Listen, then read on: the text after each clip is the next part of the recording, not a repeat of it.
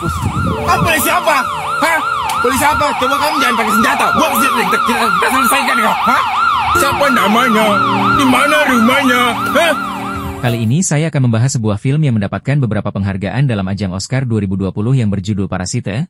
Film Korea Selatan ini memiliki genre drama dan dirilis pada tahun 2019. Film ini mengisahkan sebuah keluarga pengangguran yang tinggal di sebuah tempat tak layak dengan kondisi berantakan dan suram.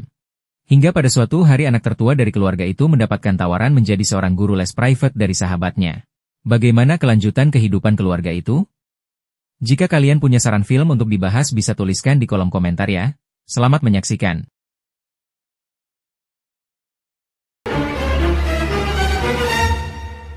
Film dimulai dengan memperkenalkan sebuah keluarga, kita sebut saja keluarga Kim yang merupakan pengangguran. Kita panggil saja si ayah, si ibu, si kakak, dan si adik. Mereka tinggal di sebuah rumah kontrakan kumuh yang lokasinya berada di bawah permukaan jalan raya, tepat di bawah sebuah kafe yang ada di atasnya. Keluarga ini bisa dikatakan adalah keluarga yang hanya mengandalkan hidup dari kerja serabutan yang tidak tetap. Bahkan untuk internetan sekalipun, si kakak dan si adik harus numpang wifi kafe yang kebetulan sudah diganti passwordnya. Inilah salah satu penghasilan mereka untuk bertahan hidup, yaitu melipat bungkus pizza, tepat saat ada kegiatan fogging yang membuat mereka semua harus menghirup aroma asap fogging, akibat dari lokasi kontrakan yang berada di bawah permukaan jalan raya. Keesokannya, mereka pun dikomplain terkait lipatan bungkus pizza yang salah sehingga upahnya harus dipotong 10%. Namun, berkat kelihayan si kakak dan si adik yang berkolaborasi dengan sempurna, mereka akhirnya bisa menerima upah penuh sesuai yang diharapkan. Malamnya saat mereka sedang makan malam bersama, muncullah seorang pemuda rapi yang merupakan sahabat dekat si kakak waktu SMA. Ia datang untuk memberikan titipan dari kakeknya, yaitu sebuah batu yang dipercaya bisa mendatangkan rezeki sekaligus mengunjungi si kakak yang sudah lama tak berjumpa. Di depan warung, ketika sedang minum bersama, si teman pun menceritakan kehidupannya saat ini yang sedang berencana kuliah di luar negeri. Ia juga memiliki pekerjaan sampingan sebagai guru les bahasa Inggris untuk orang kaya. Mendengar si kakak masih pengangguran dan kondisi ekonomi keluarganya sedang sulit, si sahabat pun dengan baik hati menawarinya pekerjaan sebagai guru les pengganti dirinya yang akan kuliah di luar negeri. Hal itu bukan tanpa alasan, karena ternyata si kakak sebenarnya adalah pemuda cerdas yang sempat mendapat nilai pelajaran bahasa Inggris terbaik waktu SMA. Sehingga, si sahabat yakin si kakak adalah orang yang tepat untuk menggantikan profesinya tersebut. Sesuai saran dari si teman yang menjelaskan tentang orang-orang kaya yang tidak terlalu mementingkan dokumen seperti ijazah dan lain-lain, si kakak pun meminta bantuan adiknya yang suka main warnet untuk membuat ijazah dan dokumen palsu demi untuk sekadar formalitas agar tampak lebih meyakinkan. Mendengar putranya akan interview kerja, si ayah dan ibu pun sangat senang dan bangga mendengarnya. Yang setibanya si kakak di rumah orang kaya yang dimaksud, ia pun langsung disambut oleh Art yang kita panggil saja si Bibi. Si Bibi mempersilahkannya untuk masuk dan menunggu nyonya datang menemuinya. Inilah sang nyonya, pemilik rumah mewah ini. Sesuai apa yang dikatakan si teman, nyonya pun tidak terlalu peduli dengan ijazah yang dibawa si kakak, tetapi lebih kepada kemampuannya dalam mengajar bahasa Inggris untuk putrinya yang masih duduk di bangku SMA. Karena ini adalah hari pertamanya si kakak, nyonya pun ingin ikut melihat bagaimana caranya mengajar. Di mana si kakak benar-benar memanfaatkan momen itu dengan baik ketika ia tiba-tiba mengambil tangan Yuli, alias putrinya si nyonya, untuk merasakan detak jantungnya sambil memberikan kata-kata motivasi yang ia dapatkan dari Google, bahwa untuk menyelesaikan soal ujian diperlukan ketenangan yang hakiki, bukan dengan jantung yang berdegup kencang. Karena les dibayar per satu kali pertemuan, si kakak pun langsung mendapatkan upah pertamanya yang cukup lumayan. Di mana di situ kita juga akan diperkenalkan dengan anak bungsunya si nyonya bernama Dasung yang diketahui sangat aktif dan suka menggambar sekaligus sangat susah diatur. Dan lagi, si kakak benar-benar memanfaatkan semua momen yang ada dengan sangat baik ketika ia terpikir untuk memberikan adiknya sebuah pekerjaan. Si kakak mengaku kenal dengan seseorang yang sangat ahli di bidang seni sekaligus psikologi anak, dan merekomendasikan kepada si nyonya untuk membayar orang itu agar anaknya lebih mudah diatur. Dan ya, orang itu tentu saja adalah si adik, yang boro-boro menguasai seni dan psikologi, kuliah saja tidak pernah. Namun, dengan kelihayan berbicara serta informasi dari internet, si adik bisa dengan mudah membuat si nyonya percaya bahkan berakting layaknya seseorang yang sangat profesional. Dan benar saja, baru setengah jam mengajar sudah berhasil membuat si bocil Dasung patuh dan bersikap sangat sopan di hadapan si nyonya. Si adik mengaku menggunakan treatment khusus yang ia pelajari selama kuliah di Oxford University, padahal yang ia lakukan tidak lebih dari hanya menggunakan cara biasa, yaitu bersikap seperti anak-anak, pahami apa yang anak kecil mau, bermain dengan mereka, berperan menjadi seorang kakak, termasuk menyuruh si bocil Dasung untuk berakting memberi salam yang sopan seperti yang si nyonya lihat barusan. Beralih ke si kakak yang sedang memberi les kepada Yuli. Di situ, Yuli tampak cemburu melihat si kakak sempat datang bersama dengan seorang gadis yang sebenarnya adalah adiknya sendiri. Sehingga di situ si kakak mulai sadar bahwa Yuli sudah naksir kepadanya. Sehingga itu menjadi senjata yang cukup kuat untuk ia bisa menjadi guru les tetap di keluarga kaya raya ini.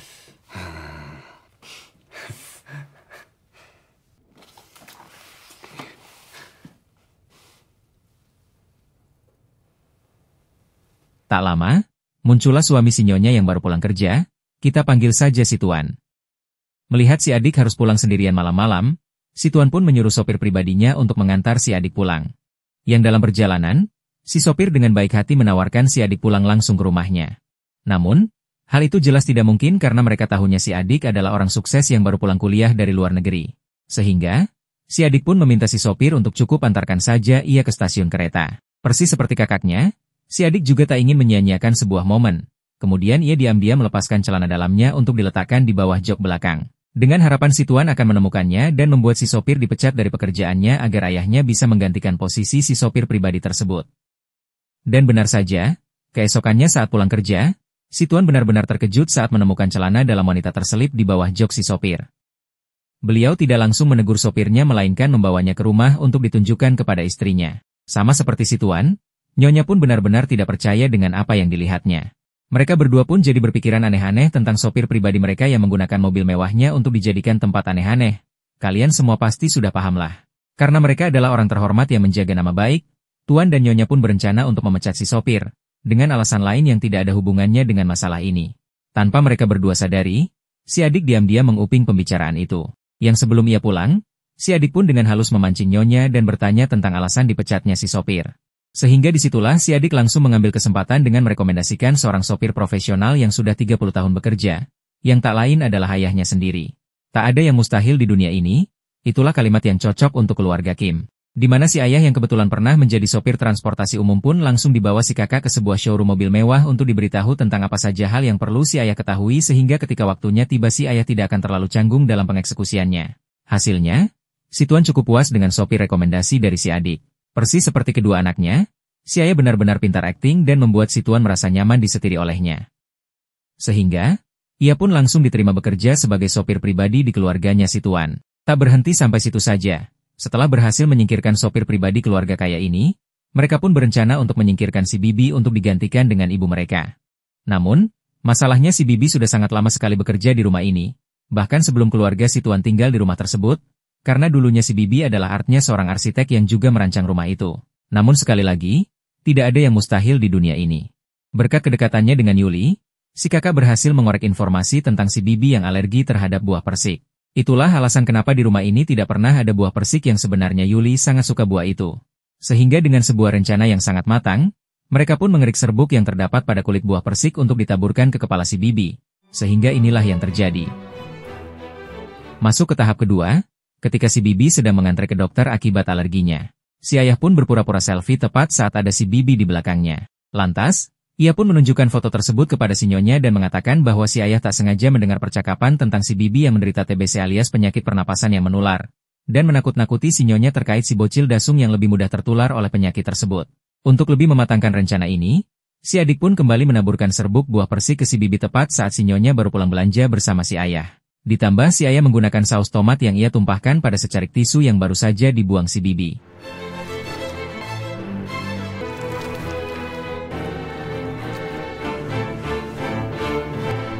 Untuk mengurangi kecurigaan Nyonya, si ayah pun meminta maaf telah menceritakan hal ini, bahwa dia sama sekali tidak ada maksud untuk mengadu. Namun, si Nyonya yang sudah termakan umpan pun memaklumi hal itu dan bahkan sekarang ia sedang mencari alasan yang tepat untuk memecat si Bibi dari rumah ini.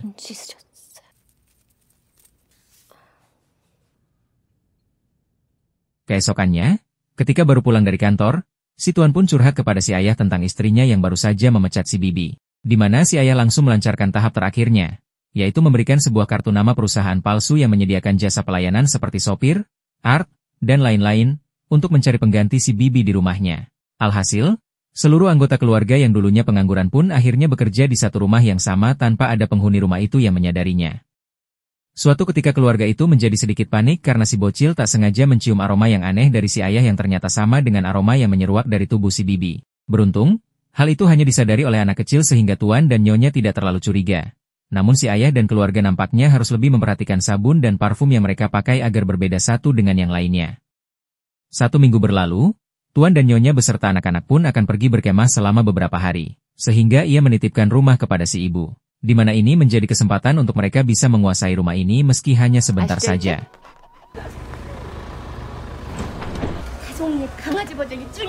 Dianggap seperti rumah sendiri, keluarga ini pun menikmati semua fasilitas rumah majikan mereka tanpa izin.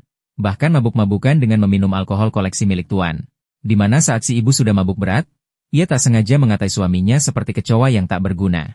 Niatnya mungkin bercanda, tetapi si ayah rupanya sangat sensitif ketika ada orang yang seolah menginjak-injak harga dirinya. Sehingga, ia pun secara spontan langsung mengangkat baju si ibu dan ya, tiba-tiba terdengar suara bel pintu depan.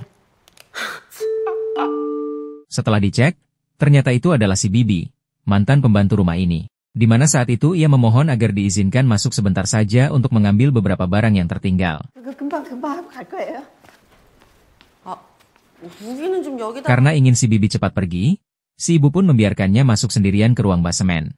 Namun, karena si ayah takut si Bibi punya rencana jahat untuk menyingkirkan istrinya dari rumah ini, si ibu pun disuruh mengikuti si Bibi turun ke ruang basemen.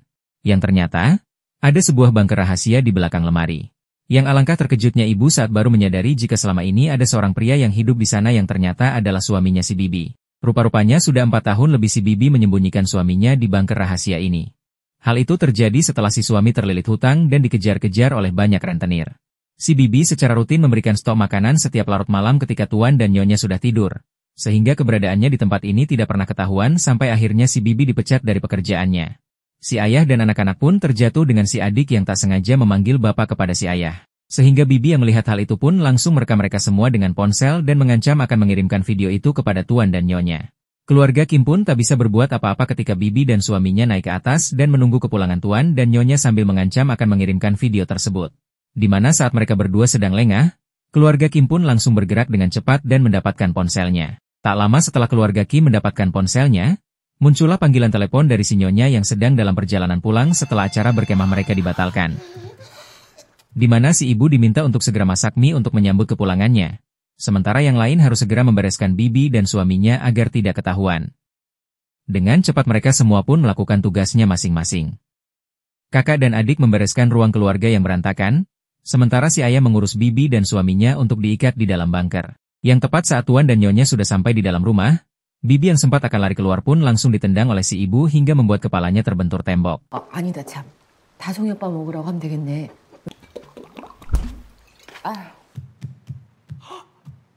Disinilah si ayah melihat suatu fakta menarik tentang suami si Bibi yang bernama Gugun. Yang ternyata, setiap malam selama 4 tahun ini ia rutin menyalakan lampu tangga saat Tuan baru pulang kerja. Mereka mengira itu adalah lampu otomatis, padahal Gugun selalu menyalakannya secara manual sesuai langkah kaki yang ia dengar. Dan ia juga tidak lupa selalu mengucapkan rasa terima kasih dalam bentuk sandi Morse atau kode Morse yang sempat kita pelajari di pramuka sebagai bentuk rasa terima kasihnya telah ikut tinggal di bawah rumah Tuan dan Nyonya. Setelah semuanya aman, ayah pun keluar secara perlahan termasuk si kakak juga ikut keluar tepat saat Yuli pergi ke dapur untuk makan. Namun, karena si bocil Dasung ingin main kemah-kemahan di halaman belakang rumah, ayah dan kakak pun terpaksa ikutan sembunyi di bawah meja bersama dengan si adik yang lebih dulu ada di sana. Karena si bocil Dasung kekeh ingin tidur di dalam tenda, Tuan dan Nyonya pun terpaksa tidur di atas sofa sambil mengawasi Dasung dari dalam rumah. Sehingga ayah, kakak, dan adik pun tak bisa pergi kemana-mana kecuali diam di sana sampai Tuan dan Nyonya pergi dari ruang keluarga. Disinilah si ayah mendengar perkataan yang tak menyenangkan keluar dari mulut Tuan dan Nyonya ketika mereka membicarakan tentang sosok si ayah yang memiliki aroma tubuh yang sangat bau dan kumuh seperti orang miskin yang melarat. Mereka tidak pernah menegur si ayah karena takut tersinggung. Tapi justru si ayah malah lebih merasa sangat sakit hati dengan perkataan keduanya yang terkesan mengejek dan menginjak-injak harga dirinya. Saat Tuan dan Nyonya sudah tidur lelap, saat itulah ayah dan anak-anak pun langsung keluar dan pergi dari rumah tersebut. Selama 1 jam mereka berjalan kaki menuju ke rumah kontrakan. Setibanya di sana, sungguh terkejutnya mereka bertiga saat air sudah menenggelamkan tempat tinggal mereka selama ini akibat hujan deras yang sedang melanda. Saat sedang menyelamatkan barang-barang, saat itulah si kakak menemukan batu keberuntungannya mengambang di air. Entah batu apa itu, si kakak pun memutuskan untuk membawanya. Mereka bertiga pun terpaksa harus tidur di pengungsian. Di situ mereka terus berpikir tentang bagaimana caranya membungkam mulut si Bibi dan suaminya yang sudah terlanjur tahu tentang penipuan yang mereka lakukan terhadap keluarga Tuan dan Nyonya. Setelah beberapa menit melamun, si ayah pun memilih untuk pasrah mengikuti alur ceritanya saja. Keesokan paginya, Nyonya berencana mengadakan pesta dadakan untuk menghibur Dasung sebagai ganti atas liburan mereka yang dibatalkan. Si adik pun diundang Nyonya untuk hadir. Si kakak pun sama, diundang oleh Yuli untuk hadir juga. Di mana si ayah sendiri nampak sedang menemani Nyonya belanja di mall. Yang tepat saat dalam perjalanan pulang, kita akan melihat Nyonya sempat menutup hidung berkali-kali karena bau badan si ayah. Hal itu tentu saja membuat si ayah semakin merasa tersinggung dan tidak lagi respek seperti awal pertama kerja bersama mereka. Siang harinya, saat para tamu undangan sudah datang, Tuan pun meminta si ayah untuk membantunya memberi kejutan dengan berakting seperti suku Indian. Di mana si ayah yang sudah kehilangan respek terhadap keluarga kaya ini pun sempat mengungkapkan penolakannya. Namun, Tuan langsung menyinggung perihal gajinya sebagai sopir yang mencakup tugas ini meskipun itu di luar dari pekerjaannya. Di antara yang sibuk dalam pesta, si kakak terlihat sedang bersama Yuli di kamarnya. Ia pun mulai terbesit pikiran akan keluarganya yang akan kehilangan pekerjaan di rumah ini apabila bibi dan suaminya sampai keluar dan buka mulut. Sehingga, si kakak pun nekat mengambil keputusan sendiri dengan mengeluarkan batu keberuntungannya dari dalam tas dan meminta izin kepada Yuli untuk pergi sebentar ke belakang. Si kakak bermaksud untuk menghabisi bibi dan suaminya. Namun, saat akan menuruni tangga, ia tak sengaja menjatuhkan batu tersebut. Ketika si kakak akan mengambilnya, tiba-tiba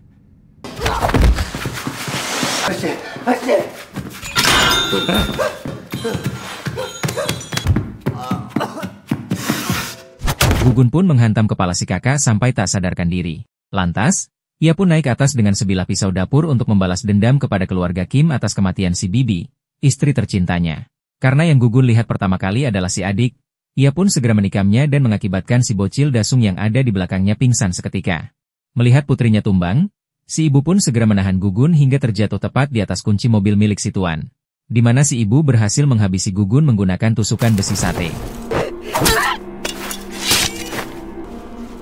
Sementara yang lain, alih-alih menolong si adik atau setidaknya menghentikan aksi Gugun, semua orang justru malah menghindar ketakutan termasuk Tuan dan Nyonya yang justru lebih mengutamakan si bocil yang hanya pingsan ketimbang si adik yang mengalami pendarahan. Di mana saat Tuan sedang mengambil kunci di bawah tubuh Gugun, ia pun secara refleks menutup hidungnya akibat bau badan si Gugun yang sudah berbulan-bulan tidak mandi. Sehingga momen itu kembali mengingatkan si ayah tentang sakit hatinya yang sedari kemarin ia pendam hingga memutuskan untuk menikam si Tuan dan kabur meninggalkan rumah tersebut.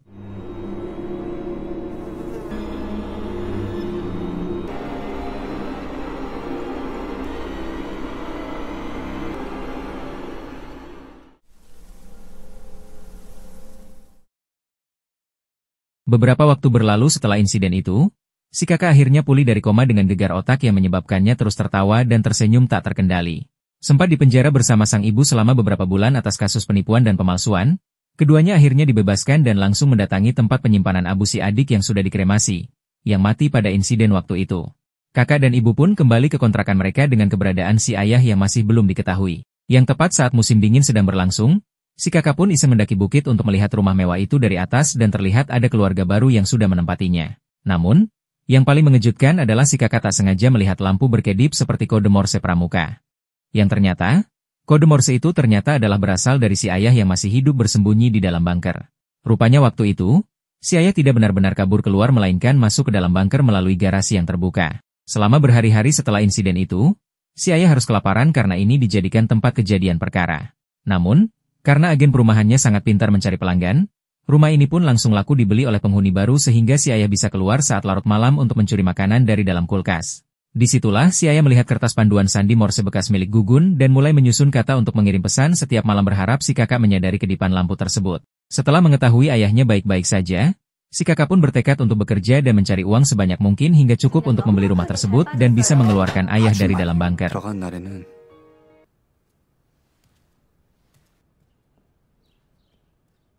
Yang barusan itu tidak lebih dari hanya bayangan si kakak saja. Faktanya ia masih harus bekerja keras untuk bisa mewujudkan hal tersebut. Tamat. Ending yang cukup menjengkelkan. Banyak pesan moral yang bisa diambil dari film yang keren ini. Bagaimana menurut kalian? Terima kasih sudah menonton.